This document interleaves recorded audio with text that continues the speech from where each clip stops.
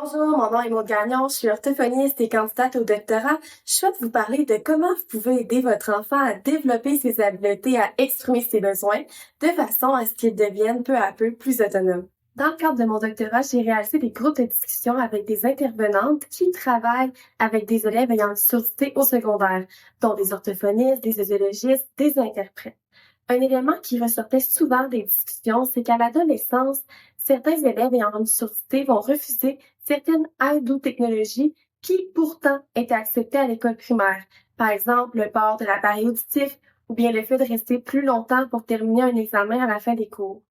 Une des solutions qui a été proposée par les intervenantes, c'est de faire participer les élèves qui ont une surdité à la prise de décision sur qu'est-ce qui devrait être mis en place pour les aider.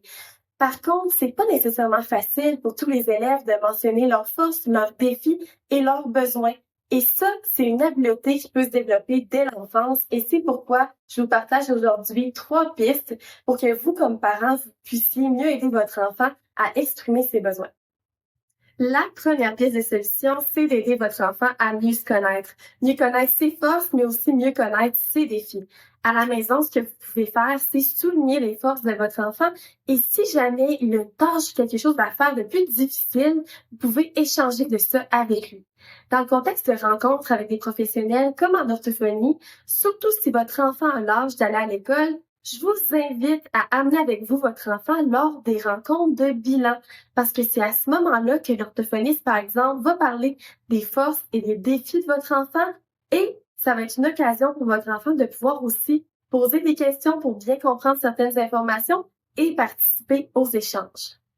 La deuxième piste que je vous propose, c'est d'offrir l'occasion à votre enfant de prendre certaines décisions qui sont adaptées à son âge. À la maison, ça peut être de choisir l'activité qu'on va faire aujourd'hui. Est-ce qu'on va à la bibliothèque ou au parc? Pourquoi? Dans le contexte de rencontres avec des professionnels, votre enfant pourrait participer avec du soutien au choix des objectifs d'intervention. Est-ce qu'en ce moment, il trouve que c'est la lecture qui serait prioritaire parce que c'est difficile pour lui de lire? Ou est-ce qu'il trouverait plus important d'apprendre à mieux raconter sa journée? Donc, de cette façon-là, avec le professionnel et avec vous, il pourra participer au choix des objectifs. La troisième piste que je vous partage, c'est le fait d'aider votre enfant à résoudre des problèmes et à exprimer ses besoins.